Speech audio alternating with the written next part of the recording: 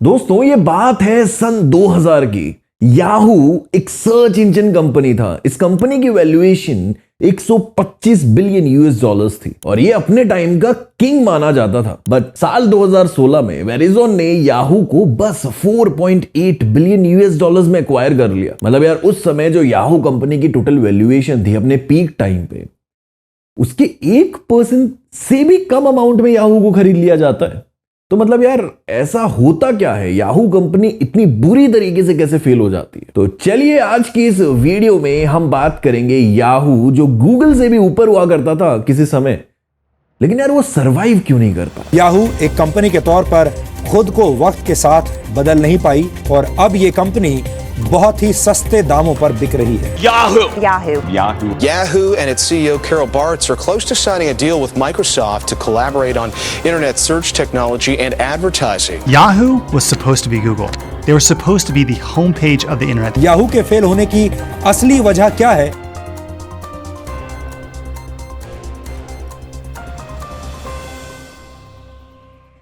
दोस्तों साल 1994 में स्टैनफोर्ड यूनिवर्सिटी के दो student Jerry Yang and David Filo एक ऑर्गेनाइजेशन ह्यूमन मेड डायरेक्टरी बनाते हैं, जिसमें यार ये चाहते थे कि जो वेबसाइट्स हैं वो एक हायरार्की में दिखे, जिसका ये नाम रखते हैं Jerry and David's guide to the world wide web. लेकिन यार ये जो नाम है ना, ये इन दोनों को काफी ज्यादा बड़ा लगता है, बहुत बड़ा नाम है। बैठते दोनों के दोनों सोचते हैं और अपनी जो कंपनी है इसका नाम चेंज करके कर देते हैं याहू। यार साल 1990 के बाद .com बबल जो है वो अपने पीक पे था और हर कोई इंटरनेट को अडॉप्ट कर रहा था बहुत ही तेजी से। इस इंडस्ट्री में बहुत तेजी से इन्वेस्टमेंट होने लग रही थी और उस समय याहू ने सर्च इंजन को बहुत ही ज्यादा सिंपल, ऑप्टिमाइज्ड और इजी बना दिया था। और यार उस समय लोग इंटरनेट सिर्फ कंप्यूटर पे यूज किया करते थे, क्योंकि यार जो मोबाइल में कंप्यूटर यूज करने वाला फीचर आया ना वो 1996 के बाद आया। इससे पहले सिर्फ फिनलैंड के पास था और इसे बढ़ाने में 11 साल का समय लग गया और उसी बीच 2007 में लॉन्च होता है iPhone. An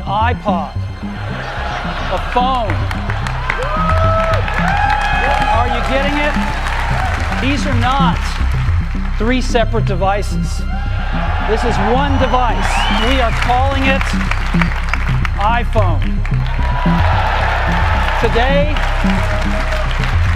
Today Apple is going to reinvent the phone. तो बस होना क्या था, याहू बहुत तेजी से ऊपर बढ़ने लगा।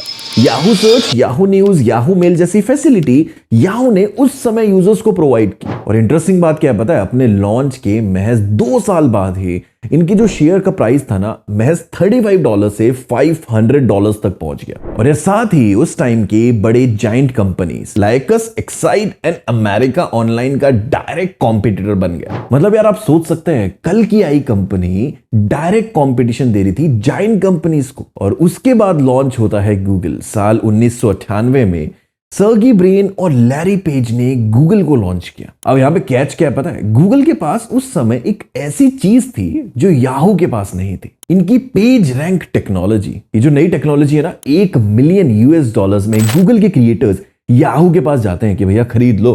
नहीं। और यार याहू साफ मना कर देता है, हम ये टेक्नोलॉजी नहीं लेने वाले। और यहां से याहू के पतन की शुरुआत होती है। ये पहली गलती थी उनकी। और यार तब तक एक बड़ा डिफरेंस आ गया था याहू और गूगल के बीच में।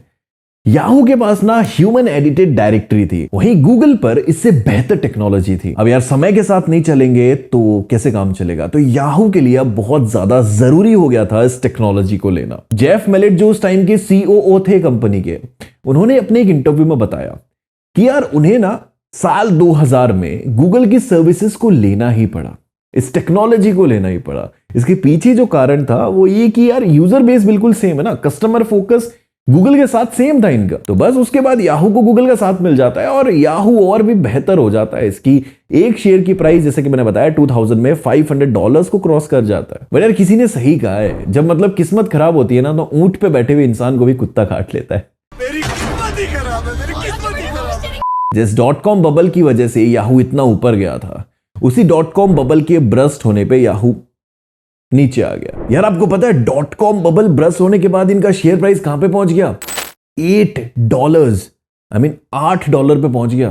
कहां $500, कहां $8। बट इसके बावजूद भी याहू अभी भी टेक्नोलॉजी में ऊपर था और गूगल अपनी टेक्नोलॉजी को डे बाय डे एडवांस्ड और इंप्रूव करता जा रहा था। अब यार एक ही साल में, मतलब सेम ईयर में, गूगल और याहू दोनों अपने जो सीईओ हैं वो नए अपॉइंट करती है। गूगल के सीईओ के तौर पे एरिक को अपॉइंट किया जाता है, जिन्हें सन माइक्रोसिस्टम से जावा यानी एक तरह से नई टेक्नोलॉजी में एक्सपीरियंस होता है। वहीं पे याहू टेरी सेमल को अपना नया सीईओ अपॉइंट करती है, जो मिड 90s में वार्नर ब्रोस में काम कर चुके थे। और ये याहू की दूसरी बड़ी गलती होती है। अब यार जो गूगल के सीईओ थे ना, एरिक, उनको इंटरनेट के फ्यूचर के बारे में पता था कि भाई इंटरनेट किस लेवल पे जा सकता है।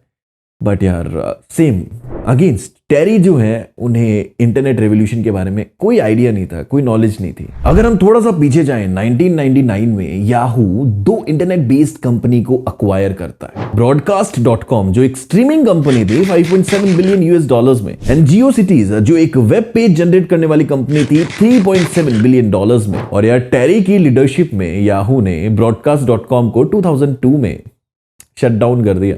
भाई हम तो शुरू होते ही खत्म हो गया यार। और यार विकिपीडिया पे दी गई इंफॉर्मेशन की अगर मानते हैं तो इसे अब तक का सबसे वर्स्ट एक्विजिशन कहा जाता है। वहीं अगर दूसरी साइड देखें तो एरिक का गूगल एडवांस होता जा रहा था और टेक्नोलॉजी वाइज आगे ही बढ़ता जा रहा था। अब इतना कुछ तो हो गया था, अब आता है गेम में एक ट्विस्ट। याहू जाता है गूगल के पास और गूगल को बोलता है कि हम आपको 1 बिलियन यूएस डॉलर्स में खरीदना चाहते हैं, मतलब आपकी कंपनी हमें दे दो। क्या रीजन है इसके पीछे? क्योंकि याहू का जो कस्टमर बेस था, जो यूजर्स थे, जो सर्च करते थे, वो गूगल के पास जाने लग गए थे यार। तो उनको लगा इस कंपनी को खरीद लेना ही बेहतर है। लेकिन गूगल के जो को फाउंडर थे ना, उन्हें ये ऑफर पसंद नहीं आया। उन्होंने बोला भैया 1 बिलियन यूएस डॉलर्स में मेरा कुछ नहीं होने वाला, मुझे 3 बिलियन यूएस डॉलर्स चाहिए। और आपको पता है उसके बाद क्या हुआ? याहू ने मना कर दिया कि भैया 3 बिलियन यूएस डॉलर्स तेरे कंपनी के, अरे हम बेहतर हैं यार, हम और अच्छा कर सकते हैं। भरोसा रखिए पुराने खिलाड़ी।